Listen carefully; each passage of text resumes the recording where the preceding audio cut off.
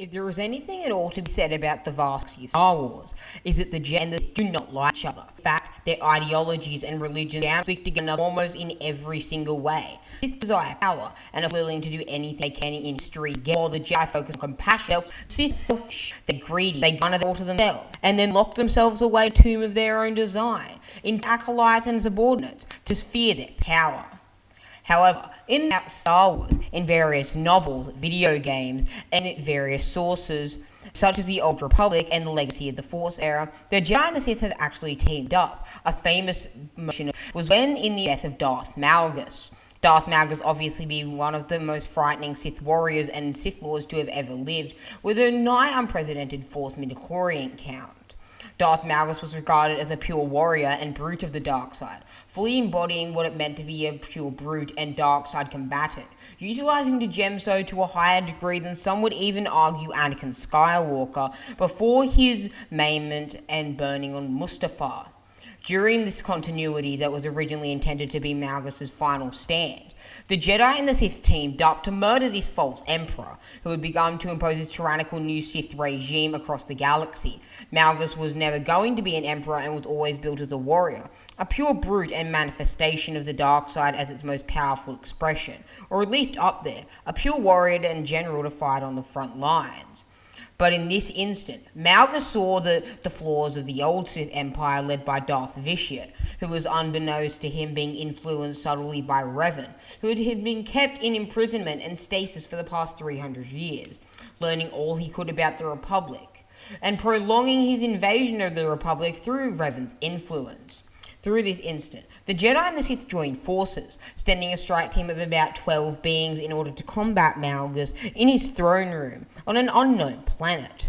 On this unknown planet, the Jedi and the Sith caught Malgus off guard, and he likely would have still continued to batter down nearly all of them. However, since Malgus was caught off guard, he still managed to cut down a multitude of Jedi and Sith, roughly 3 from each pack, leaving roughly 6 or 7 Jedi and Sith combined remaining out of the original 12. Malgus eventually was forced back into a reactor shaft very similar and akin to that of Palpatine. Palpatine was forced back into a reactor shaft on the Death Star too, forced into it by his apprentice Darth Vader, crushing his lungs and using his cybernetics to utterly decimate the powerful Sith Lord. In this instant was one of the only instances in all of Star Wars where the Jedi and Sith joined up. The Jedi and the Sith hate each other, and vice versa. There is one single constant throughout it, and it's their loathing of one another, of these twin Force sects. In practically every story, be it canon or legends, the Jedi and the Sith always come into conflict in one way or the others. The dark and the light side are complete opposites of one another. They're always warring for dominance, the Jedi wanting peace, and the Sith wanting galactic domination. Many times the Jedi and the Sith collisions had catastrophic results for all involved, and it's no exaggeration to express that their enmity is responsible for actually every major conflict in this galaxy's history.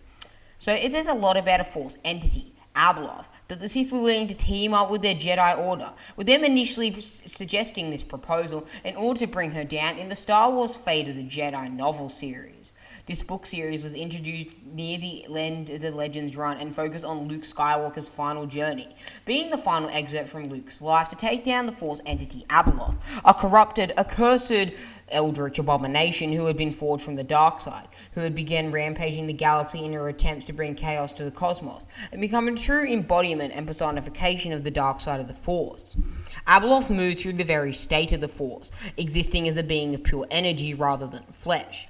And when the dark side is most in power, Abeloth is more likely to break free. When the Force is conflict, Abeloth will return. The final conflict that enabled her to return was the fall of Darth Caedus to the dark side. Darth Caedus' fall to the dark side was one of the most famous in all of Star Wars lore, being a former Jedi protege of Luke who had single-handedly ended the Yuzong-Wong threat by killing the Force-sensitive Yuzong-Wong Onimi.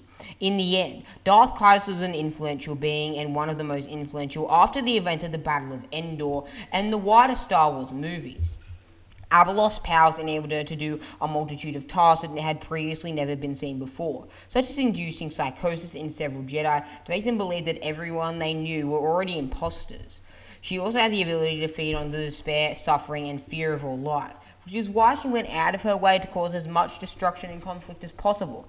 It was said that one magma flow from Abeloth's home volcano, which she was feeding on for her power, could have killed billions in Coruscant, with the number potentially rising to trillions if it had been allowed to erupt. This, combined with her ability to inhabit more than one clone vessel at a time, make killing her permanently an impossible task, with the exception of the Mortis dagger, which had long been phased into the very history of the Force by Anakin Skywalker, Ahsoka Tano, and Obi-Wan Kenobi upon the death of the father multiple decades earlier. So, my friends, why did the Jedi and Sith join forces to defeat this ancient, accursed dark side entity? Well, we have to look into Fate of the Jedi. As the novel series progresses, the series continues to reveal more about Abeloth's backstory, which ties into the ones of Mortis from the Star Wars The Clone Wars TV show, the pure personifications of the Force.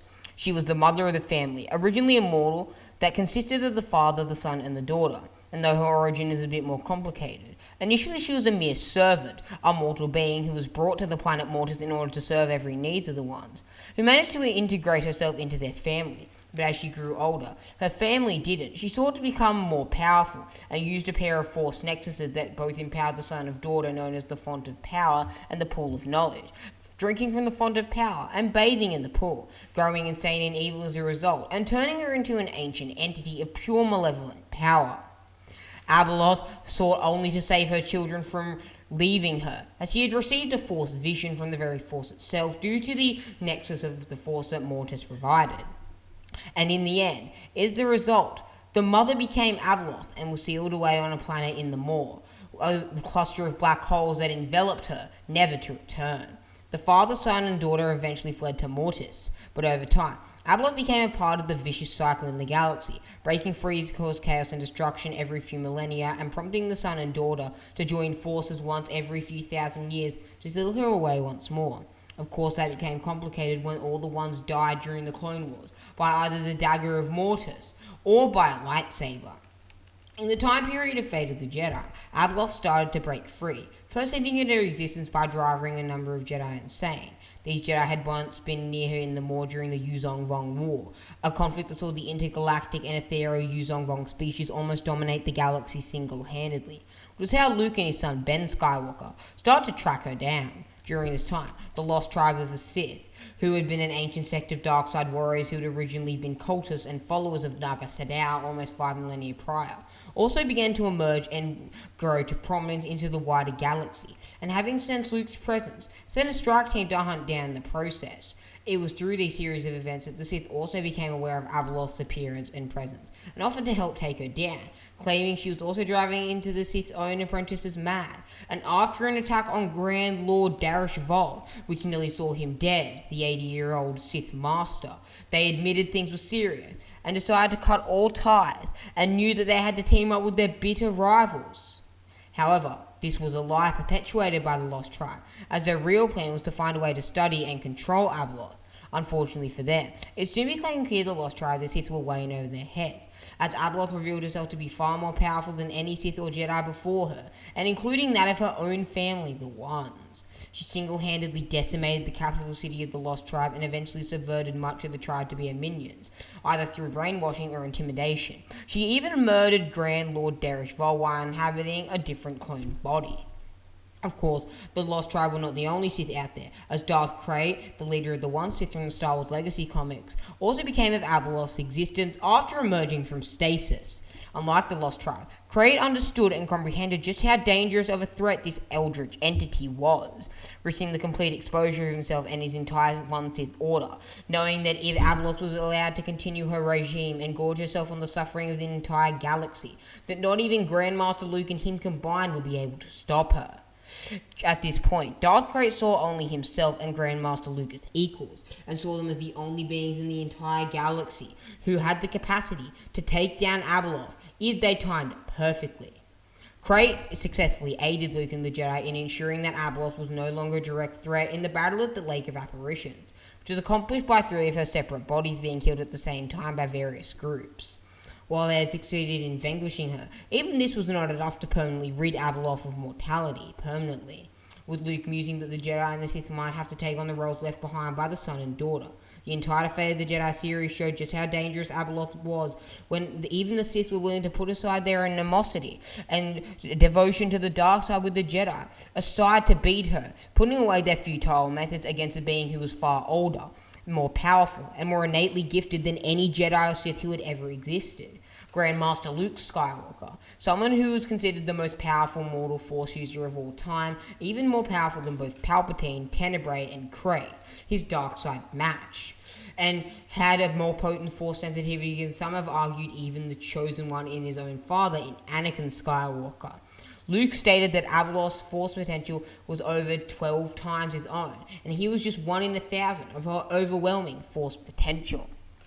Well, my acolytes, to conclude this, I'm going to be playing the video that I did a couple of months ago detailing the duel at the Lake of Apparitions. The duel at the Lake of Apparitions saw Abeloth and Grandmaster Luke Skywalker face off against one another with the aid of Darth Krayt, with Darth Krayt and Luke joining forces to fight Abeloth. But with that out of the way, my acolytes, I'll see you in a galaxy far, far away, and enjoy the video.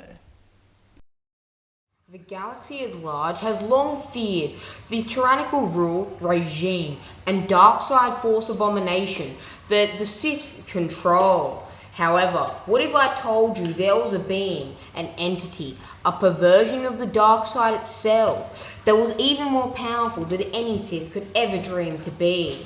A being that has drank from the font of power and bathed in the pool of knowledge illegally. A being who was mutated, corrupted, destroyed by the dark side of the Force. No, my friends, I am not talking about the son of Mortis. While he is certainly formidable, the being that we were covering this duel, or more specifically this duel, will be a being 100,000 years old, who was said to be immortal, said to be the most powerful entity to ever grace the Star Wars galaxy, capable of going toe-to-toe with the nigh unstoppable being known as the Father of Mortis, who could keep his 2 children in line, with feats such as effortlessly dominating the son and the daughter simultaneously, beating them into submission before preparing to devour them. And she would have devoured them if not saved by their father. Yes, my friends, if you have unveiled the holocrons revolving around this entity, you know who I am talking about. I am talking about the Queen of the Stars, the bringer of chaos, Abeloth, the mother of the ones. Today, we shall cover possibly the greatest content that Abeloth has ever been a part of, that being the duel at the Lake of Apparitions. Many duels in the past I have analysed, scoured for information, searched in search of the hidden truth and knowledge that lies beneath the surface of what we see, such as Grandmaster Yoda vs Emperor Palpatine in the Senate chambers, and Luke vs Darth Vader aboard the second Death Star in the Emperor's throne room. Once again, I am doing this task today with the duel at the Lake of Apparitions. The duel at the Lake of Apparitions was a battle waged between Jedi Grandmaster Luke Skywalker, widely considered in holocrons, scripts, and texts to be the most powerful Jedi of all time, including Revan, Yoda, Mace Windu, and many others, and the Dark Lord of the Sith, Darth Krayt, working together in union to defeat the dark side entity abomination Abeloth that occurred on Abeloth's planet in the year 44 ABY.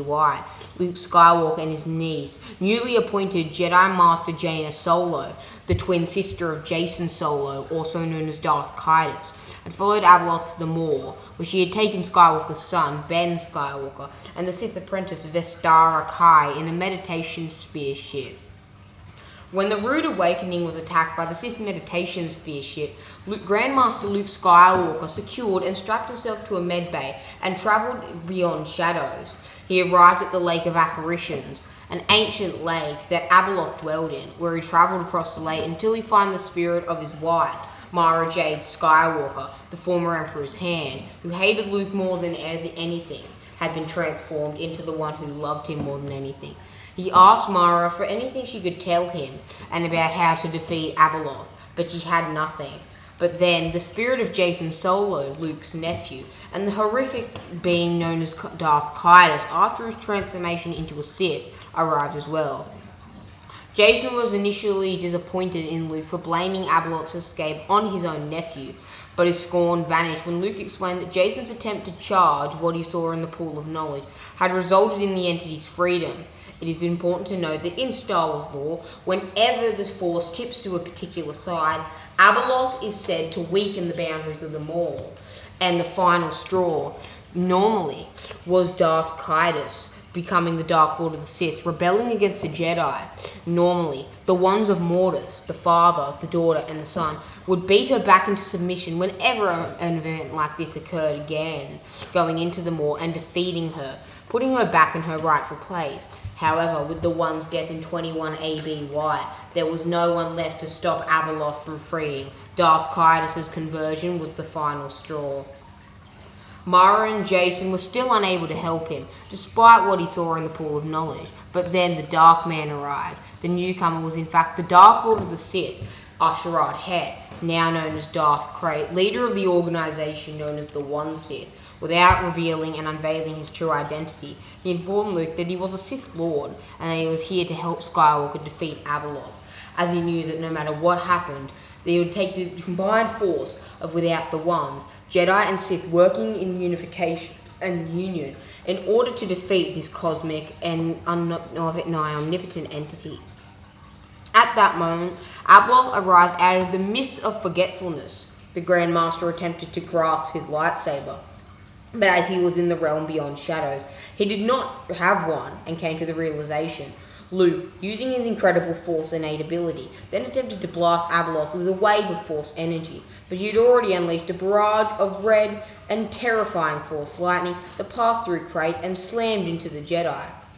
Once he had recovered, the two began to pummel Abeloth with tremendous force and blasts of Force energy, and she began to cower and fall into the lake itself.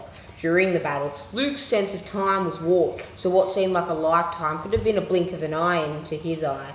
As Abeloth was about to fall into the water, Luke ran to her side and began to physically barrage or attack her, or what passed for physical beyond shadows. The combat between their Force essences, and such there were no physical injuries. Luke began to gain and grasp the upper hand over Abeloth's immense power, and the two began to grapple as Abeloth's tentacles lashed Luke's face. One of her tentacles hit Luke right in the eye, blinding him in that eye for the rest of the duel.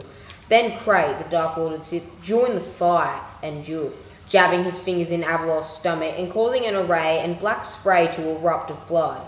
As the three tumbled across the surface of the lake, Abeloth attempted to force blast Krayt off of her, but her efforts were in vain, as Krayt was far more powerful than possibly even Luke Skywalker, but many considered him to be equals.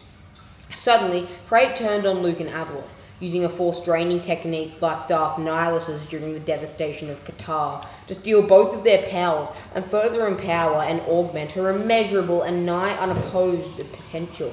In response, Luke bashed the Sith's knee and threw him off the other two, dropping him to the surface of the lake. Luke threatened to release Abeloth if Krayt did not stop, and Krayt consented, despite his words otherwise. Luke held fast to Abeloth as Krayt continued to drain her for what seemed like days, but it suddenly felt like seconds as the Sith began to scream in immeasurable pain, anguish, and agony. Force energy, black and shiny, began to seep from Krayt's many wounds across the lake in a boiling, oily, slick water that caused the water to steam and hiss in agony. Luke realized that Krayt had, in fact, not betrayed Luke. The effort of holding Abeloth down was taking as much from Luke as the draining was from Krayt.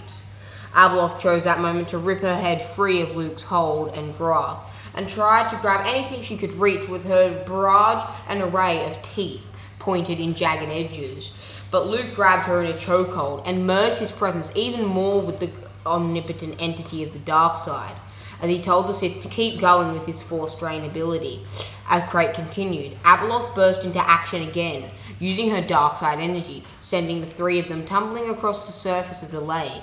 Even as they rolled, Krayt kept his hand buried in Abeloth's chest, despite the Force energy still pouring and seeping from his wounds like blood. As they rolled, Abeloth seemed to be directing them towards the shoreline of the Lake of Apparitions. so Luke pushed off a rock and sent them tumbling back towards the lake's center point. At that point, Abeloth simply vanished, taking Krait's hand with her, leaving Krait's stump of an arm pointing at Luke and now draining energy from the Grand Master of the Jedi Order. Once again believing Krait was about to betray him, Luke prepared and readied a force blast of immeasurable power that would have blown Krait back, but Krait stopped his attack and pointed his arm towards the end and apex of the lake. Near the Mist of Forgetfulness, Abeloth was backing into the mist, with Krait's wrist still protruding from her chest, and dark energy still pouring from the limb, as if Abeloth was attempting to absorb it and steal Krait's immeasurable dark power. Krait then attempted to use his immeasurable powerful force abilities to pull his hand back to him using telekinesis, but Luke realized she had only fled because she was actually dying, and that her only action was to now attack. She teleported back to the duo, slamming a ball of tentacles deep in and immersing itself in Krait's own chest, and then Luke's as well, when he tried to help. Despite her attack, Luke continued to press the offensive, grappling with her mercilessly and barragingly, until his elbow simply pushed and shoved through Abeloth's own skull and head. At that very moment, Sub-17 succeeded in killing Abeloth's avatar that was inhabiting the Jedi Temple's own computer system. Simultaneously, near the font of power, Ben killed Abeloth's High Avatar, High Lord Korea, with a Shikar, with the death of her last two clone bodies, and the destruction of her Force essence. Abeloth died, her body fell away, pulling tentacles with her, and leaving Krait and Luke holding pieces and fragments of her own essence. The two collapsed, the tentacles having left gaping holes in their chests. Luke fell unconscious as he began to scream in agony, causing his physical body to awake on the rude awakening, to scream as well. Well, my friends, that was the full breakdown and analysis of the duel at the Lake of Apparitions. Abeloth is one of my favourite dark side entities and beings to ever grace the Star Wars galaxy, possibly being the most powerful being to ever exist. And I'm sure to do some videos covering her in the future, and Grandmaster Luke Skywalker, as well as Dark Lord of the Sith, Darth Krayt, one of my favourite Sith Lords and Star Wars characters of all time. With that out of the way, acolytes, be sure to strike down the subscribe button and ascend to the rank of Master. It is your destiny. With that out of the way, I bid you farewell and travel into the endless wave of the Maw and into the endless void of the unknown regions. Goodbye, acolytes, and I'll see you in a galaxy far, far away.